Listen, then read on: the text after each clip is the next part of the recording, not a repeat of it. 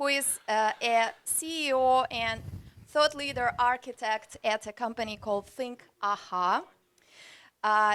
Since 1997, he has created and operated 15 firms and partnerships, and he is an Amazon best-selling author with 29 business books and has provided strategic consulting to over 100 companies. Today, Mitchell will give us two talks. One short one where he will provide you with the 10 most innovative ideas he thinks are currently shaping the business landscape around the world. And in his second talk, which will be more interactive and you will be able to participate, he will tell us what it takes to become a thought leader in your business area and how to become a thought leader and not just an expert. Please welcome Mitchell Levy.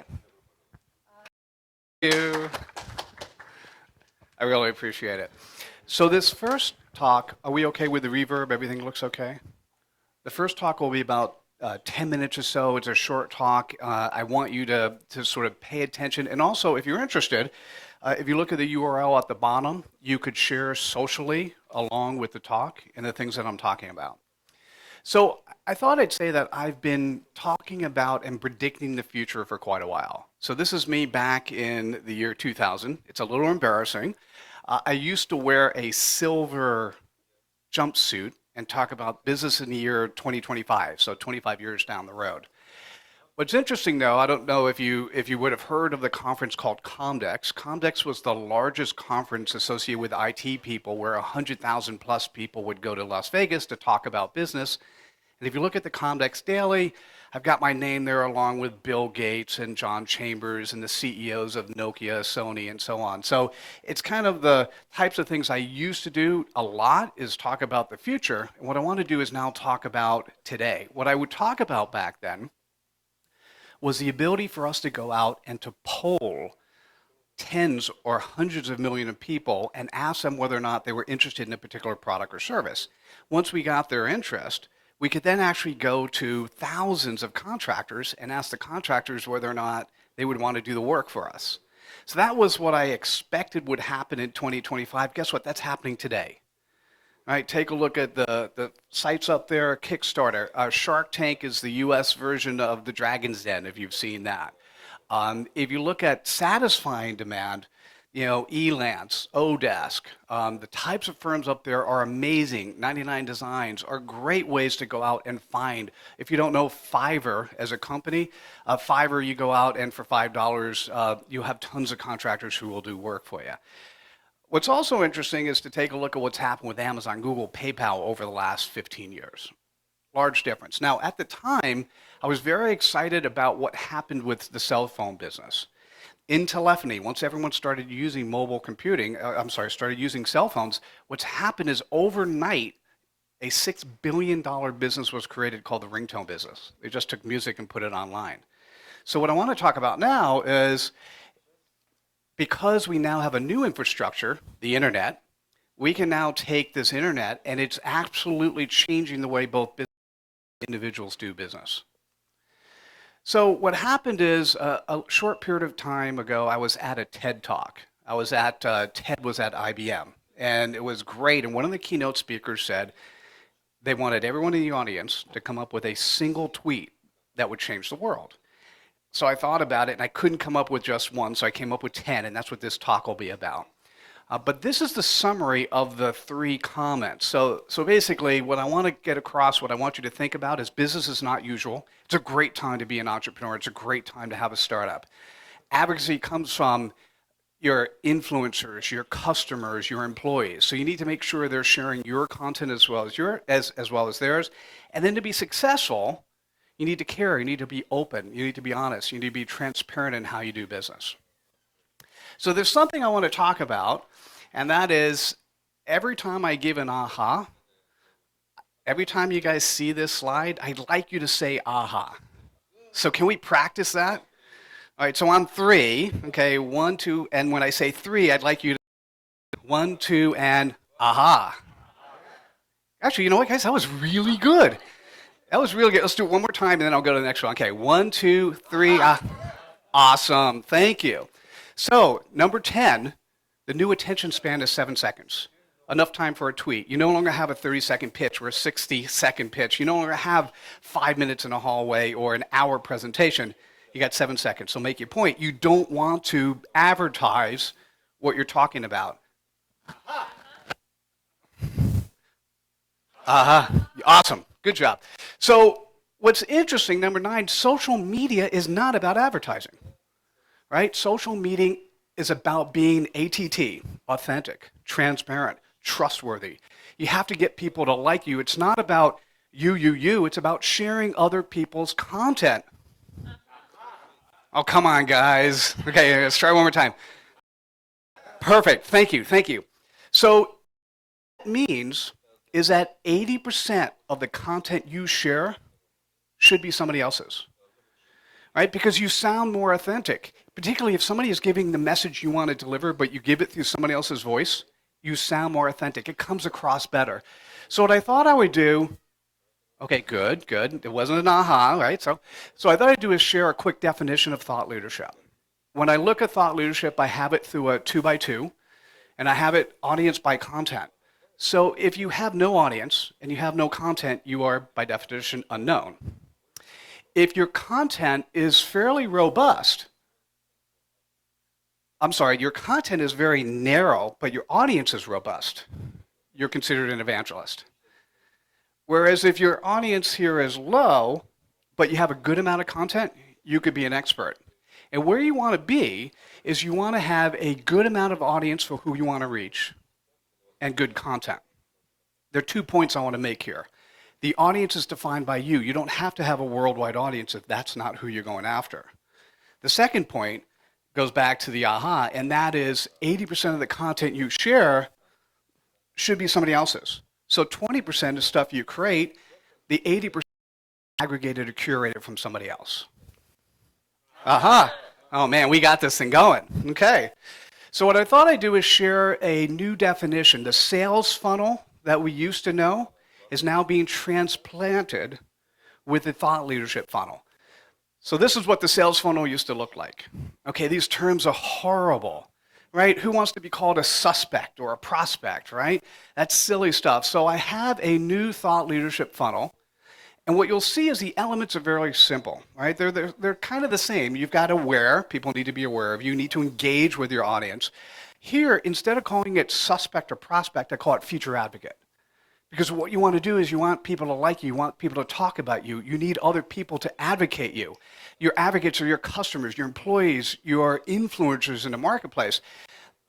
There's 2 things that are different here. One, it's not the typical funnel where it's getting narrow at the bottom. Why is that? Because just like a website, we used to build websites assuming people would come at the home page, but now they come at any page because of SEO.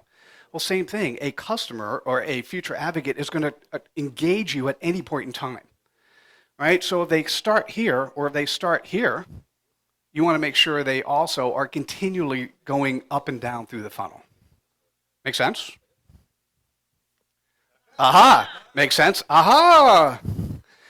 Okay, so if an organization moves with its head, its heart, and its feet, you want to make sure that the head knows what's going on. The head acts socially. I can't tell you today how many organizations where the executive team doesn't know what social really is and they don't actually do social, they delegate it down. And what I'll tell you about those organizations where the executive team is not actively participating, what I will tell you is they will evolve or die. Right? There are many companies that you see are disappearing these days, and that's because the executive team is not actually getting forward, getting into it. I did a book back in 2000 at the same time as Comdex called Evolve or Die. And what I talked about are 3 different areas. We talked about the agricultural age, and by definition, in the agricultural age, we were social. You know, the butcher had meat that shared with the baker, and we shared back and forth. We were social. Then came this industrial age. We moved into cities. We had Deming and time and motion studies. We had annual performance reviews. We basically structured the workplace and we became antisocial. So what we're moving now is into a world where we're going to be much more social, and we need to be social to succeed. Now, I used to call it the internet age. I'm now calling it the social age because of these two guys, my friends Ted Cornay and Mark Babbitt. They have a book on Amazon called A World Gone Social, and it's a really good book to think about how the world is changing and how it's moving forward. Speaking of books, another friend of mine, Kari Anderson, did a book called Mutuality Matters. Now, for this particular URL that you see at the bottom, you can go to the Aha Amplifier and pick up 140 Ahas from Kari for free. And you can start sharing her comments on Mutuality Matters. And what that means is you got to be good to other people. You got to think about the person on the other side. If you're good to them, they'll be good to you.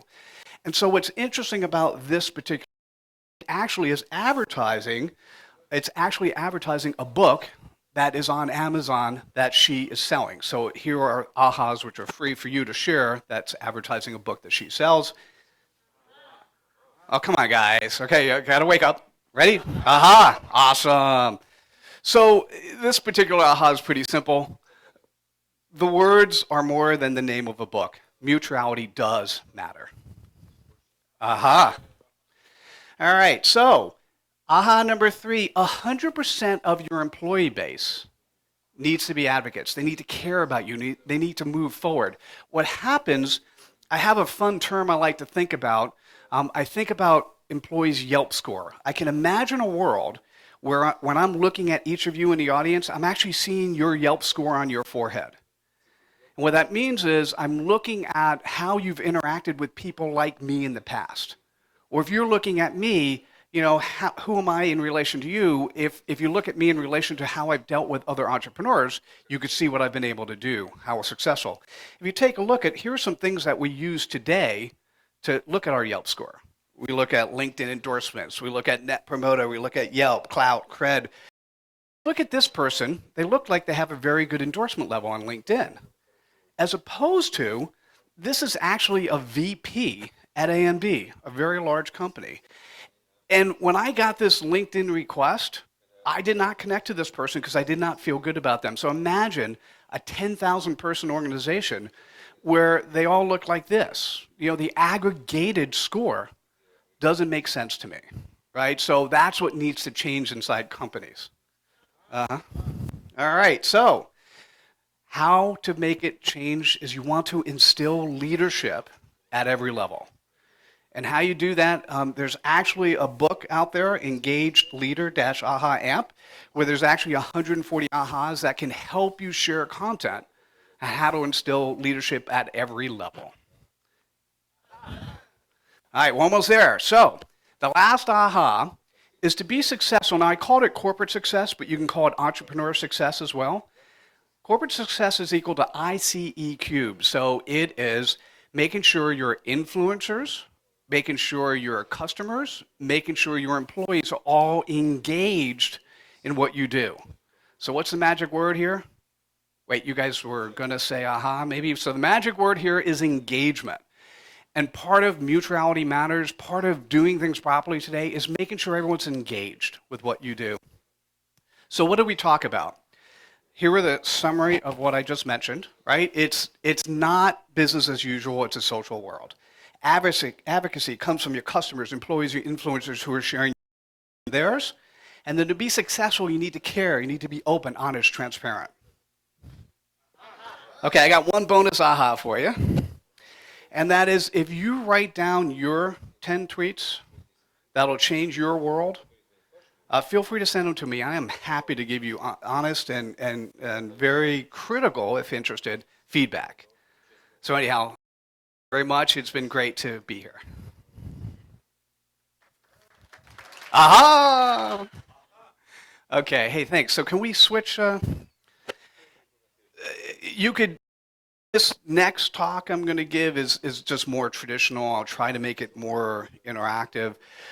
What I wanted to do on that talk is actually practice a TED-like talk, which was a short talk to get people thinking. And so I'm actually going to be in front of a group next week in Congress in Mexico giving that. And this is my first time sharing it. So I appreciate you guys getting actively involved with the AHAs. So on this one, feel free to grab me anytime. Yeah, so this is the right one. So this talk, I call it Lean Thought Leadership. And what I really want to do is share with you techniques and practices that you can implement yourself. If you haven't done this yet, I've actually created a AHA book just for this event. And so if you log on to this, you're going to see, you're going to see this right here, where each one of these AHAs are opportunities for you to share on social. So you can share it on Twitter, Facebook, LinkedIn, Google+. It's interesting because as you share, you're doing advocacy for me and for SVIC, right? So it's one of those things, if you think about this for yourself as a company, how can you create content which is easy for you to allow your advocates to share? This is, I think you've heard enough about me. This is sort of my transitions in life. Last time I worked for a company with Sun Microsystems. There I was running the e-commerce components on supply chain, which was $3.5 billion. But that was 97. Since there, I've been entrepreneur. So it was kind of fun to listen to the talk that Vitaly Golub gave on how to be an entrepreneur and what to think about what works and what doesn't work. I did a lot of consulting during the dot-com days on e-commerce. I started a book publishing company. We published over 400 books, both physical books and e-books. And there's a bunch of books there, and those are open for you to share. So please grab and take with you if you're of interest. And then, of course, starting in 2013, I started working with corporations on creating and implementing thought leadership, and I do a lot of work with entrepreneurs. So here are the three things we're going to talk about. We'll just talk about the definition of thought leadership. I'll just spend a little bit on that and the thought leadership funnel, and then we'll jump into the 5 best practices of thought leadership. So I love the term wantrepreneur. Entrepreneur. God, see if I could say that 5 times fast. What's interesting about this and what you heard yesterday and what I always think about is if you really are starting your own business, you need to be in it. You need to live it, you need to breathe it, you need to practice it. You need to encourage other people to share. I can't tell you how many people want to be an entrepreneur, but they don't actively go about making it do it. They don't ask their friends, they don't ask their family, they don't talk about it. If you're not living, breathing it, making it happen. And to be successful, entrepreneurs need to be just not creating companies from scratch, but you need to create companies within companies. So if you have an existing company, one of the benefits you have is you have thousands, if not tens or hundreds of thousands of employees you could tap on, and you have money. So to do it inside a company is also an interesting way to go. So the thought leadership definition, kind of one of the simple things here, is that you want to be the recognized go-to person in your space. If you're the recognized expert and you're the go-to person and your space is large enough, you are by definition then considered the thought leader. Right? So we talked about this before, the thought leadership funnel, audience by content. Any particular questions on this? Happy to take a question now if you're interested.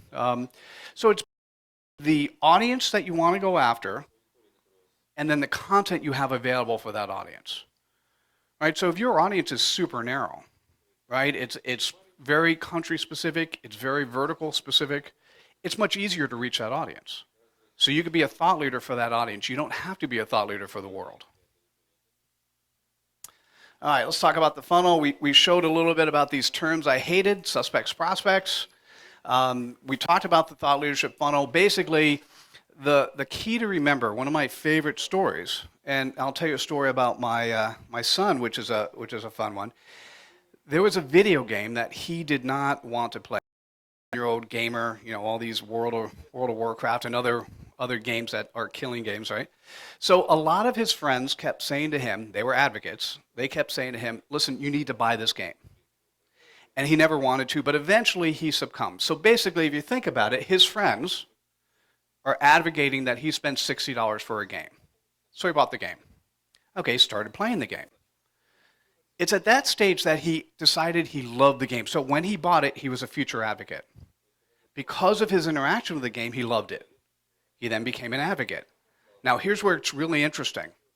It's not until he started loving the game and he became the advocate that he actually said, hey, who's the company that made the game? And at that stage, he then looked at the company, he looked at all the other games the company made, and he purchased all of them. Right? So today with SaaS, with try before you buy, with the ability to get in, what's important? It's about your friends, your influencers, the people who like and trust you, recommending that you go ahead and do something. And then you're going to do it because if it's try before you buy, it's very easy. And then if you like the experience, you may decide to keep it. It's much different than the old world. All right, let's talk about the thought leadership best practices. I have a group, there's a group on LinkedIn called the Thought Leadership Best Practices Group. This is the URL. And we're often posting stories and articles on thought leadership best practices. So what I've done is pull together the top 5 best practices for you. These should be applicable, and at any point in time, feel free to stop and ask. All right. Number 1, I know this sounds obvious, but make sure you present well. Right? What does that mean? So if you look at this company, Zora is transforming the world of accounting from a SaaS-based level. They're going to completely transform the world. The CEO, Tian Zhu, former strategist at Salesforce, is going to do some amazing things. This is a company, if you don't know of today, you will know. So what's interesting is if you look at this website, you can actually get to his LinkedIn profile and his Twitter handle. Right? So companies need to make sure their management team are not just social, but are available. Right? Because I want to know who this company is. We already talked a little bit about this, but if you look at an employee base, if you look at your startups, how does your employees look?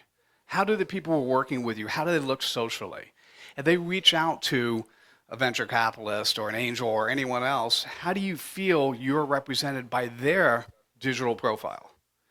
Because if it looks more like this, you're not going to be in good shape. So, number 1, make sure you're presented well. All right, number 2.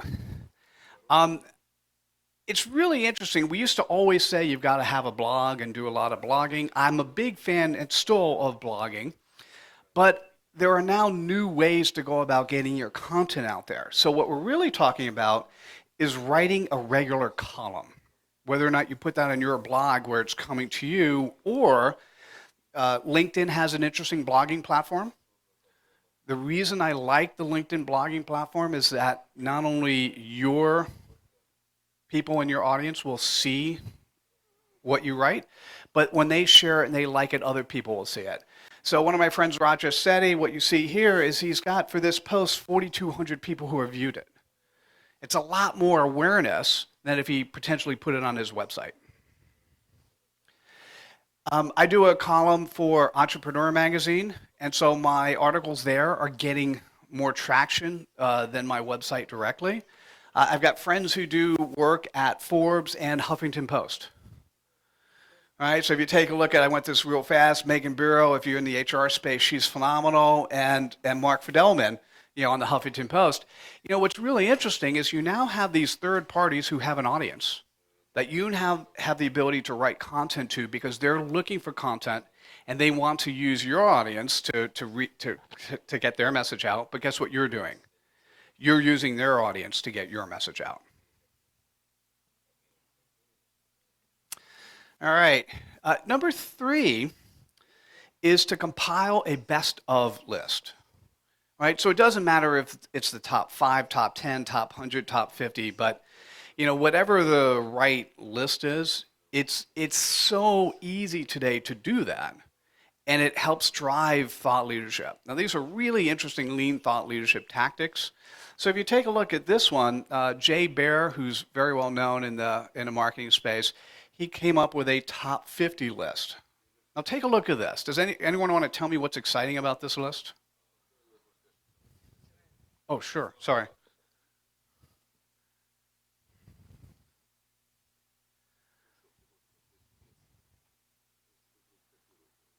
Come on, somebody wants to speak up. What do you like about the list?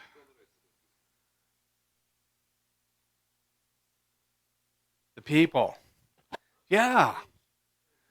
Yeah. So it's actually, it's not necessarily the names are here, but what I could tell you, these are names that are fairly well known in this, have an audience that follows them. But is because Jay was able to, and guess what? Guess who's at the top of the list, by the way?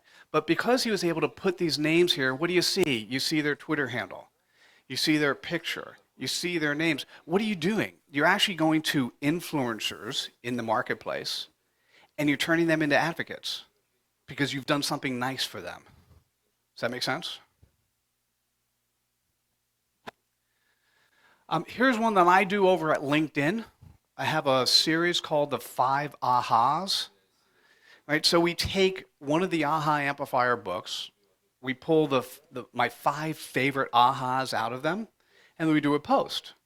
Well, here's what's really interesting. If you take a look at this one, 5 ahas on authentic corporate leadership from Charles Garcia, this post has over 10,000 views. Right, so once a week I actually share a person who I crown as the best 5 ahas of the week, who's winning. Charles wins because he gets more visibility. His book gets more visibility. The Aha Amplifier platform gets more visibility.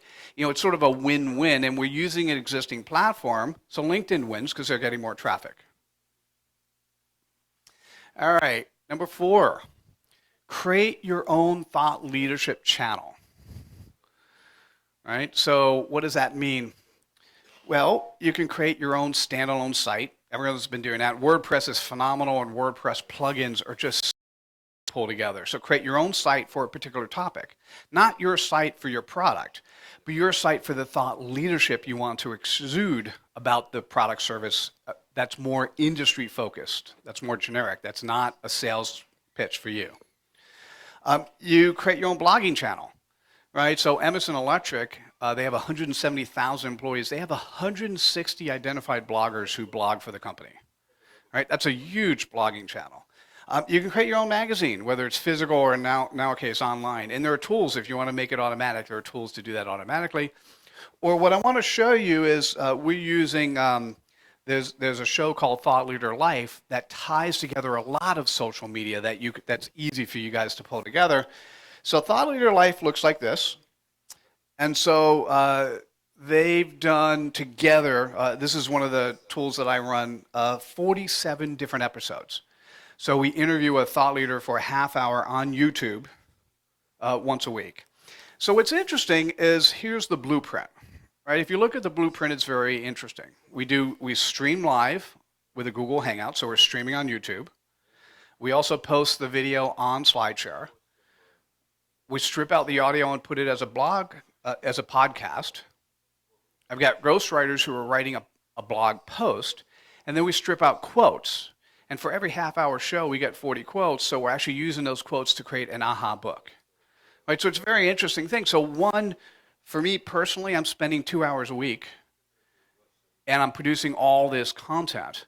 And so if you take a look at here, harder to read, but if you look here, there are 47 episodes that have a TV channel of 47 shows, has a iTunes, iPads channel. And what's really fascinating is our audio is getting 10 times the amount of traffic. So people are listening. In the business world, people listen more than they watch. So we're getting 10x listens than we do views of the video. And then we have blog posts that we're doing a lot. And we've also created so far, I think, 7 new books, in the Aha Amplifier. So lots of content. And now all of this is available for you guys to do very easily. What are we doing? I'm actually interviewing thought leaders who are in my space, so I'm making friends.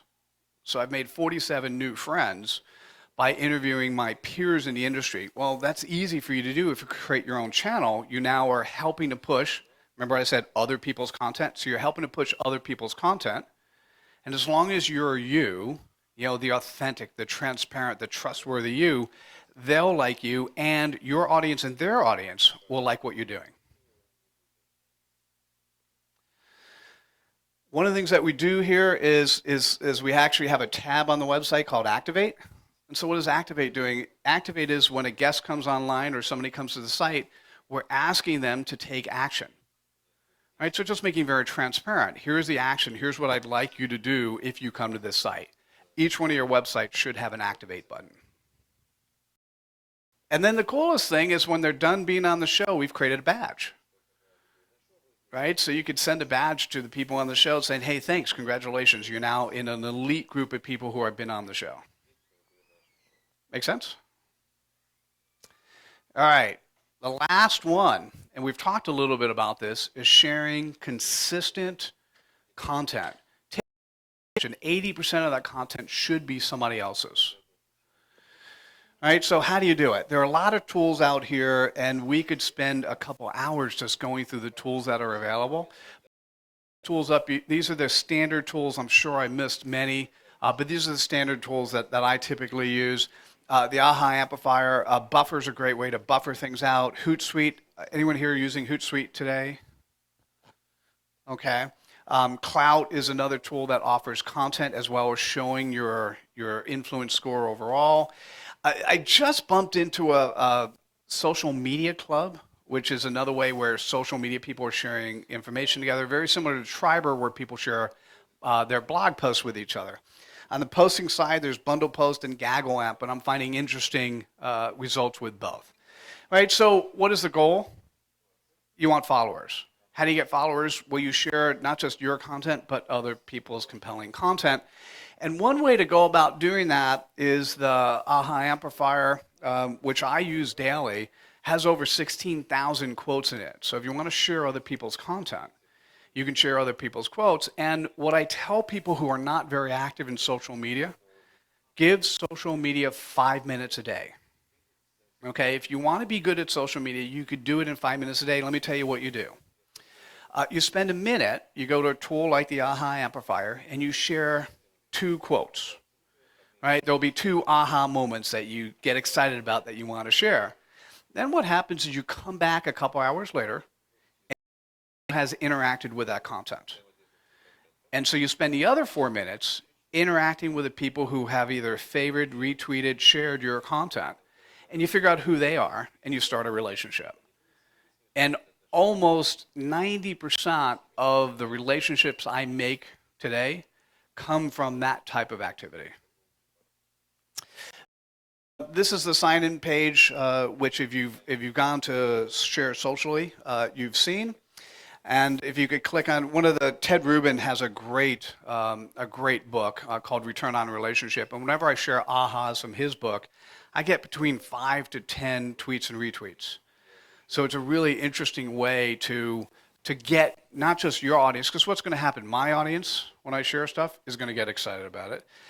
Ted, the author, will get excited about it. His audience might get excited about it, and it's an opportunity for me to meet new people. So same for you. It's an opportunity to expand your network.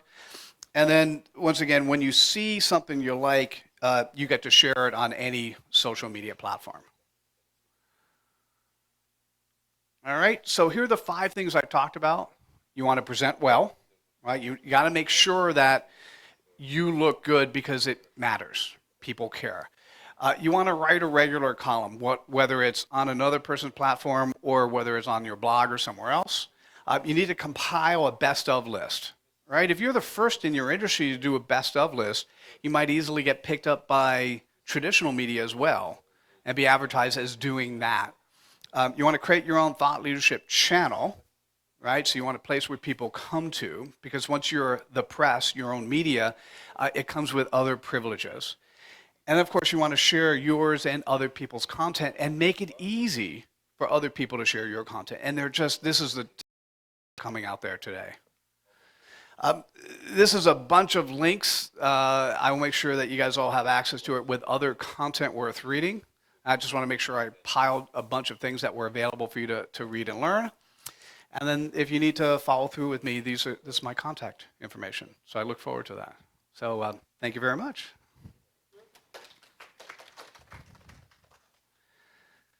All right. So questions on how this might apply to your space.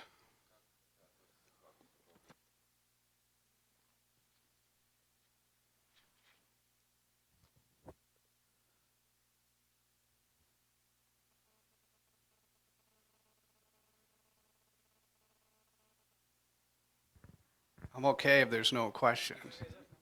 Вопросы есть просто.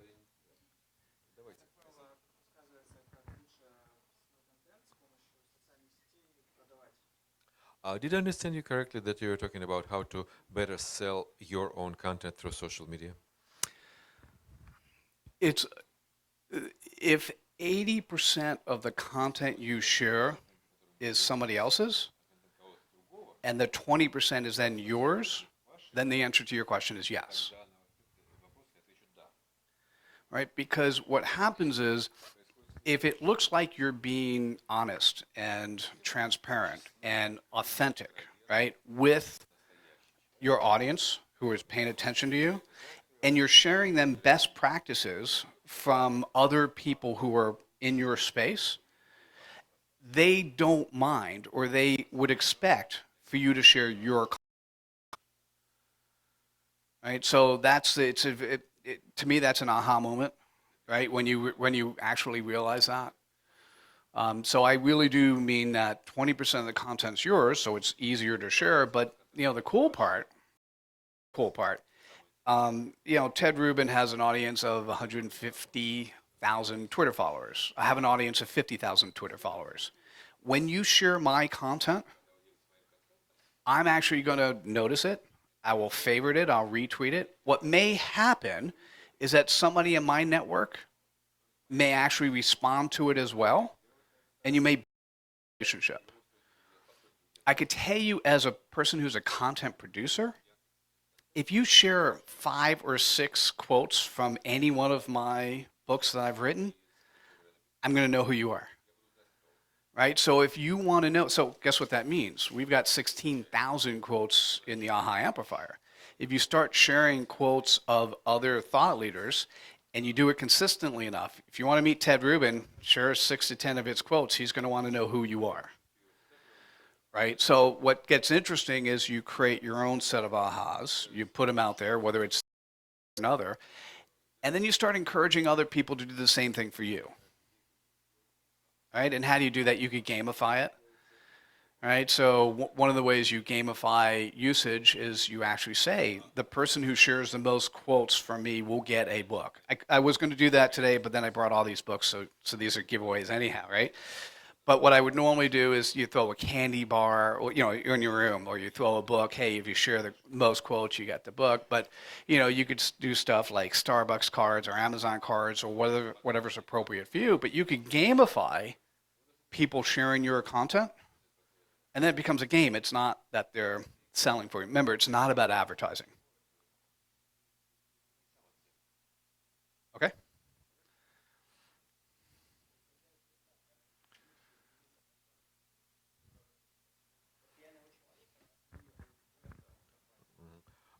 When you gamify it, how is it? Which is the better way to share the content? On behalf of a person or on behalf of company? That's a great question. In the best of both worlds, it's a little bit of both. Right? There's credibility associated with it depends on the company. If the company's unknown, then the benefit of doing both is that you're building credibility for the specific person who's posting, for the thought leader, and you're also building a little bit of credibility for the company. Very well known, then of course the company's thought leadership is moving over to the individual. So often, if I have to default, I always go for the individual thought leader. And that's the big difference between the old world of where you're always advertising a company versus a person. I'd much rather, because if I want to do business with a company, it's not really the company I'm doing business with to some extent. I mean, even if it's the salesperson. If I'm doing business with a company, it's the salesperson who's selling me the product I'm doing business with. I want to know what their Yelp score is. I want to know what their thought leadership is. I want to make sure that when I ask them a question, they're giving me a response that is appropriate for me, not appropriate for them to get a higher commission check. Right? So for me, I often will focus more on the individual thought leaders in the company, because the more thought leaders you have in the company, and I personally think that 60% of the organization should be a thought leader. If you look at a 10-person startup, at least 6 people should be out there doing, because that's what makes the company is the sum of its parts.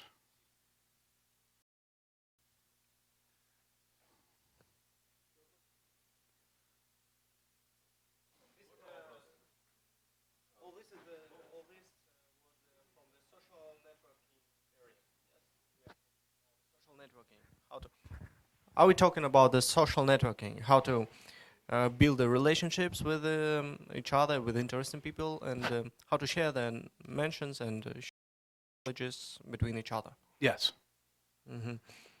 Because personally, for me, I'm an information consumer, more consumer, but not a producer. I do not podcast anything, and then do not retweet anything. Should I change my style of my life or style of my social networking if I want to be an entrepreneur?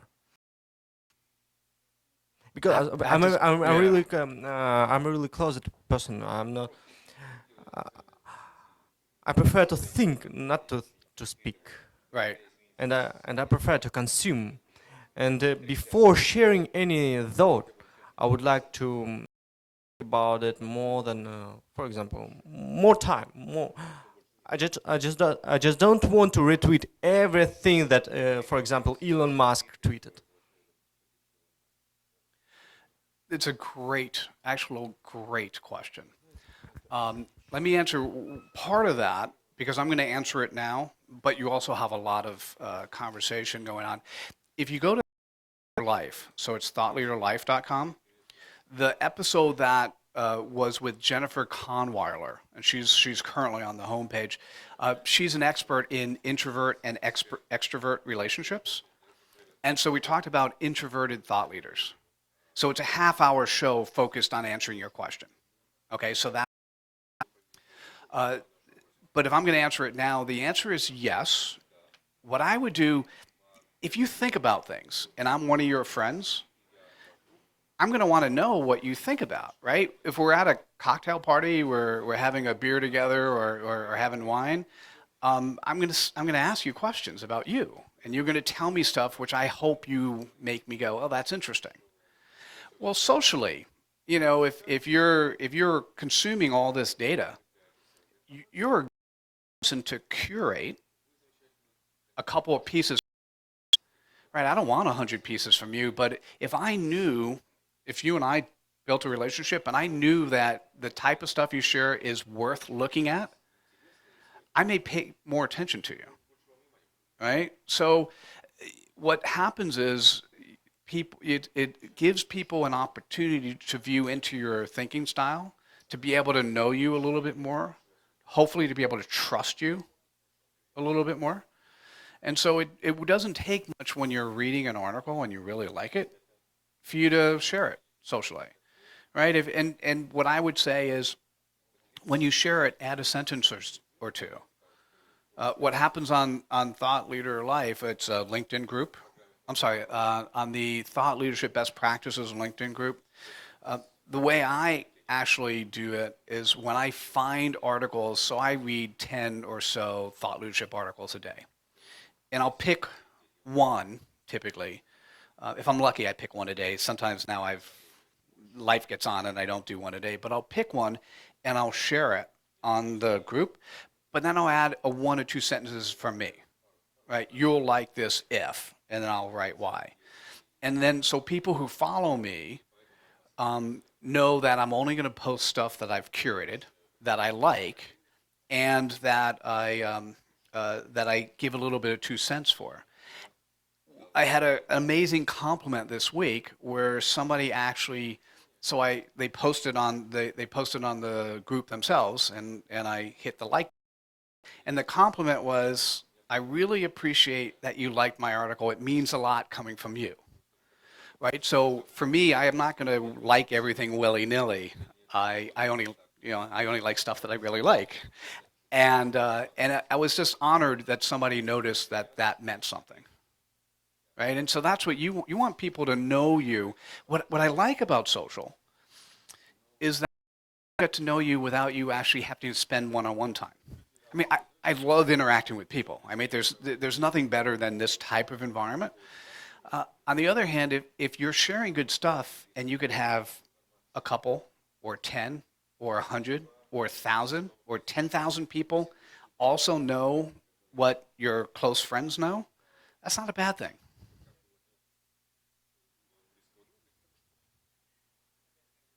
Oh, you're welcome.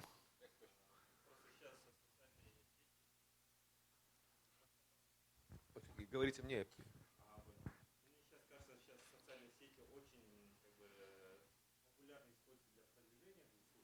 I think that social media today is actively used to promote products and services.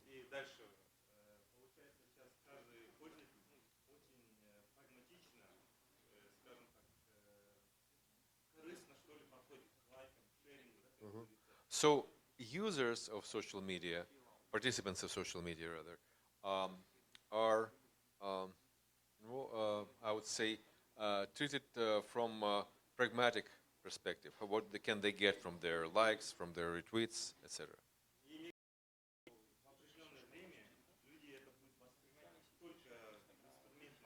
Uh-huh.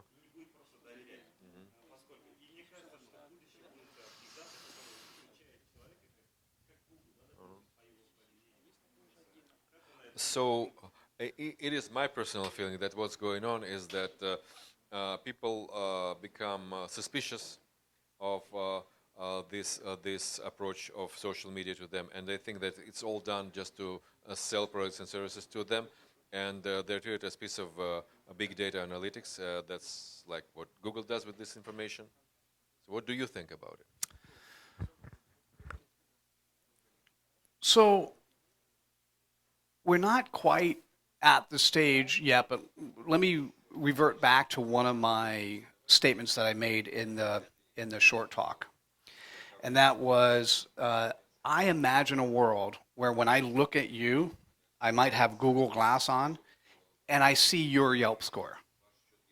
So on your forehead is how honest have you been? How trustworthy have you been? When you've dealt with other people who are like me, have you delivered on your promises? I mean, I've got a software company, CEO of the Aha Amplifier. We put out a request for programmers, Code Igniter programmers, had 84 responses.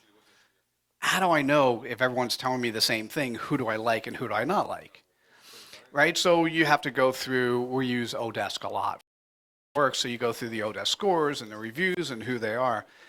But if I could look at their I'm using Yelp as a verb. If I could look at their Yelp score that says, okay, here's the price we've charged other people, here's how we've delivered on the product, here's the service that we've delivered, here's how happy my past customers have been, that'll help me make up my mind.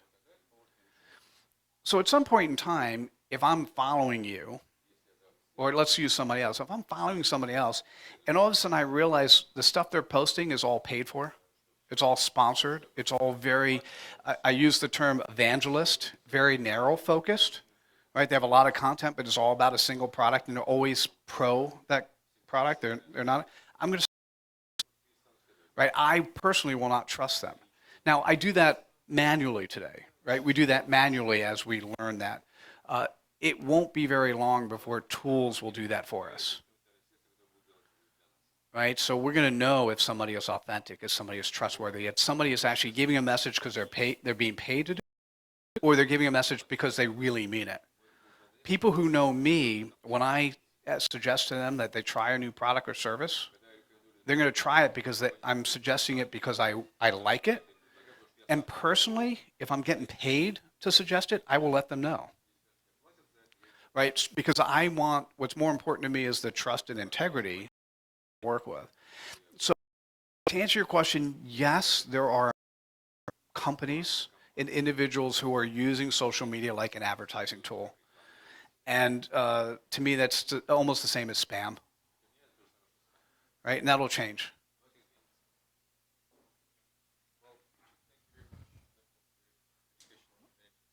Welcome. Thank you. Oh, do you?